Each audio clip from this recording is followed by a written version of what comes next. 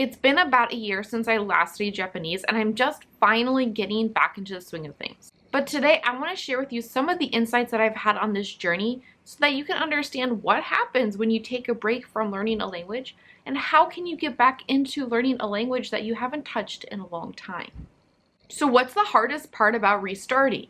Now, for me personally, getting back into Japanese, I was only a beginner when I had stopped studying, and so the hardest thing for me was realizing that I had really become very rusty and I forgot a lot of things. And that's because when I last touched Japanese, I was still a beginner, and so a lot of the language wasn't so hardwired into my brain, and it was very easy to just blow away. And that's just because when you take a break from learning a language and you're at the intermediate or the advanced stage, it's a lot easier to come back because you're not going to forget a whole lot. The language is pretty strongly in your brain and you already have developed a good, strong foundation in the language.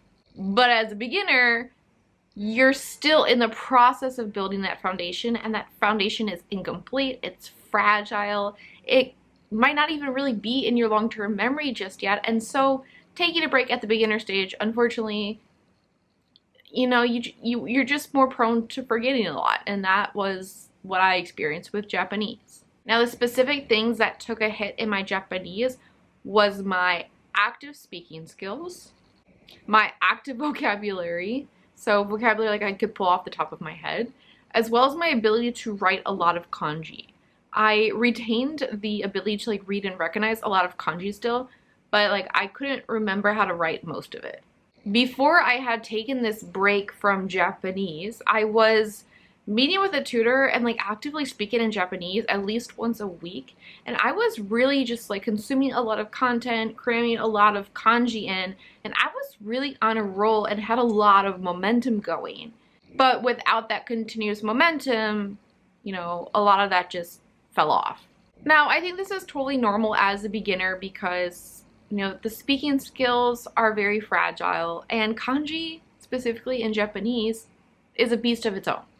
And I think it's pretty normal that I would have been rusty in these areas when I chose to come back to Japanese. Now, the first thing that I recommend to you guys if you are jumping back into a language that you have not touched in a long time is to revisit the basics. In my case with Japanese, I was N5, N4 where I left off, and I honestly just went back to the same resources that I had learned previously in Japanese, and I just went back and I reviewed them.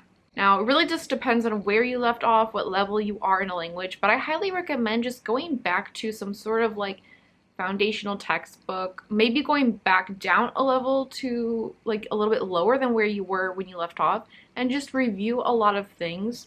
As you go, you'll realize some things you might look at it and instantly think, yeah, I got that, and just move on. Just kind of peruse through foundational material to see what parts are kind of missing. And it's really hard to know specifically what you forgot until you go back and review and see what you don't remember.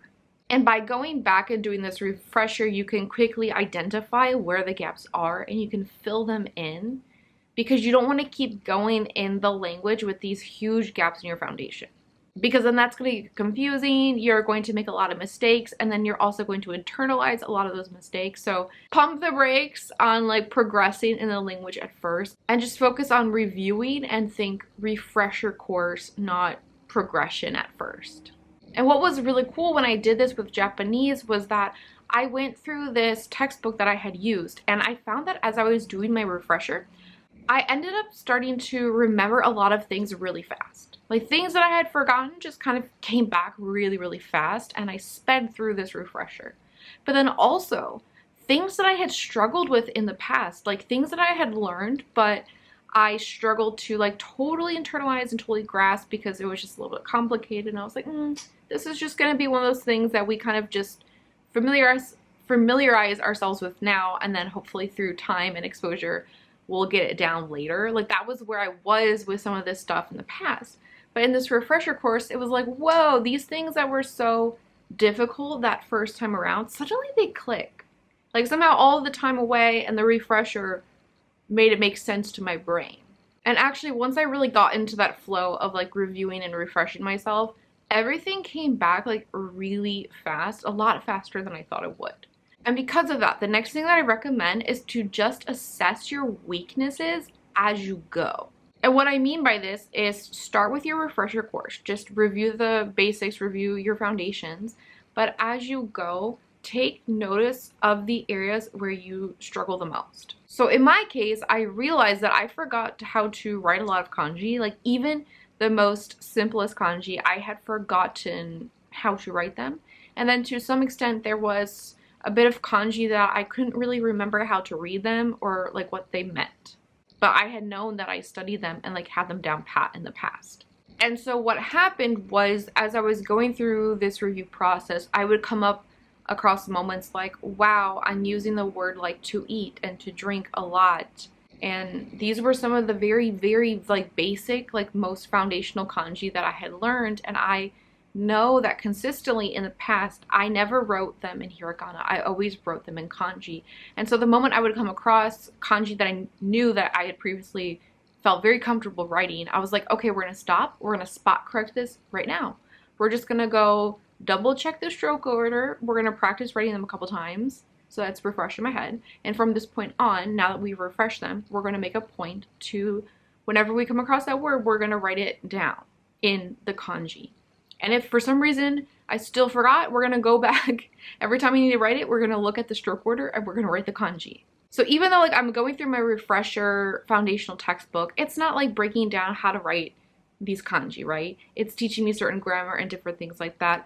I just took a point to, along the way, note areas that I personally am weak with, and I would put a pause on this general refresher of the foundations, and I would specifically spot correct the thing that I'm particularly noticing about myself, where there's a difference between what I could do very comfortably previously versus where I'm at now. So for you guys, this could be not necessarily like kanji, because some of you guys might not even be learning Japanese. This could be, for example, like verb conjugations. You could have been really comfortable, for example, using the past tense in a certain language. And then you come back to learning a language and you realize like you don't really remember how to use the past tense anymore. So you could just realize like, hey, I'm consistently making these mistakes with the past tense, so let me pause, Google the past tense in this language, and just specifically review that to fix that gap. And what I mean by spot correct is because specifically I think when you go through like a refresher or you review, we tend to pick out like a textbook or a certain resource that we're going to follow chronologically through that resource and just go through reviewing the things in there. But sometimes in your journey, you're going to realize that the problem you're having is not something specifically like targeted in the book. Maybe the book doesn't explicitly talk about it, or like it's expected you already know that. And so if you only follow like the progress of a resource, you might not really tend to those areas that you need tending to. And that's why I say spot correct. And regardless of like if it's in the resource that you're focusing on, or like if it's related at all to what you're currently refreshing, just recognize in that moment, well, this is a weakness. And you're going to do yourself a big favor by specifically just pausing what you're doing when you recognize that weakness and just go look up the information to immediately address it. And the best part of doing this is if you're coming back to a language after a long break, you have no idea what aspects of the language you forgot. You don't always know what you're rusty on until you come across it.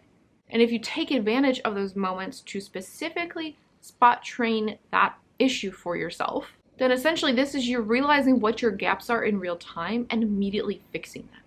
So when you do eventually move on to going back to progressing further in the language, you'll know that your foundation is more rock solid because you spent some time to figure out what the gaps are and address them. All right, and my next tip for you guys is to then ease into new content. Because the review process, in my opinion, is a little bit different than the process of like progressing forward in a language. I think it can be really tempting to get back into learning the language for the very first time in a long time and be like, you know, I took like a year off and now I took a year off and all the time that I missed, and now I can finally start learning the language. Like, let's learn everything that we possibly can and learn as fast as we possibly can. And I think the point I'm trying to make is don't push yourself too hard in the beginning. Don't feel like you need to make up for lost time. Ease into it and reconnect with the joy of why you even learned that language in the first place. Are you particularly drawn to speaking more? Are you particularly drawn to your listening skills, your reading skills? Like, what excites you in that moment about learning this language? Dip your toes a little bit into that, because it's going to take a little bit of time and calibration to get into a routine. For me personally with Japanese, after I got all of the reviewing out of the way, I really started to use Duolingo a lot in Japanese because I personally like using Duolingo. I find it really helpful to drill grammar that I already know, and it gives me a lot of opportunities to internalize a lot of new vocabulary. And it's very easy and like kind of passive to use. So I started to use Duolingo because I like it. But also in Japanese, in the course book that I had previously used, it came with this like book of like 16 stories. And where I was with Japanese when I stopped studying, I hadn't really started that book. Like I maybe read one chapter in it.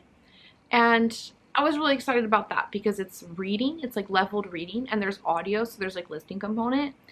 And I liked digesting that and shadowing that. And so I just started by picking up that book again and just slowly working my way through a new chapter, because that was what I was really excited to do in Japanese. And something I realized when I started to pick up that resource again was, you know, hey, if I didn't do that review process, I probably couldn't do this. Like, this would have been way too hard, because a lot of the like words that I forgot, some of the grammar that I forgot, a lot of the things that I had to spot train were things that came up in this resource. And had I not gone back and done the review and done the spot training, I would have like really struggled with this resource and basically been coming across all of the gaps there. So it was really worth it, in my opinion, to do the review, because I basically handled all that first, and it was a lot smoother for me to continue on with other resources because there weren't really any gaps there. What matters most in this whole process is having a healthy mindset. If you want to get back into learning a language that you have taken a break from,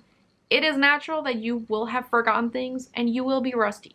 If you approach this process too much from a place of, I already learned this, like I should know this, then you're going to feel pretty negative about your language learning experience. And feeling bad about where you're at is not going to help you improve. It's just going to make you want to give up. And it's just going to be a lot harder for you to even get back into the swing of things, because you will just feel too bad about yourself for what you forgot. Think about this, for example. Imagine that you are an Olympic level swimmer. Like, you are such an amazing swimmer. You are one of the best swimmers in the world, and you have competed in the Olympics and you have won medals for your swimming. And then you take 1 year off from swimming. Not because of an injury, you just decide you're not going to go swimming today, and then for a year you just don't go swimming. Now imagine if you were in that situation and after 1 year you started swimming again. Do you think you're going to swim at the same level you were before? No, like for sure you're going to feel rusty. You probably aren't ready to go compete in the Olympics again. But are you a bad swimmer? Like, are you back to the very beginning? You're a horrible swimmer who has to like learn everything and go take classes with children. Terrible swimmer. No, likely you still have a lot of strength and you've learned how to swim in the past, so you have a lot of skills and muscle memory. You can jump into a swimming pool probably, and your baseline will be really high and really good. It just won't be exactly at the Olympic level that it was before. And obviously, because you were an Olympic level swimmer who just took 1 year off, your ability to swim is going to be much higher, and your swimming skills are going to be much better than the average person who has never even started swimming yet. So I give you this story to kind of make the point that language learning is the same. More or less, it is muscle and skill and practice in the same way that swimming is.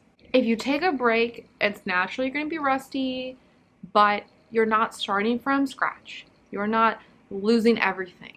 So you can dive back into language learning, and you can recognize that you're going to be rusty. You can accept that. You can think about all of the things that you enjoy about learning this language and just have fun with it, and realize that with some practice, you will get back to where you were before, and then you will exceed that.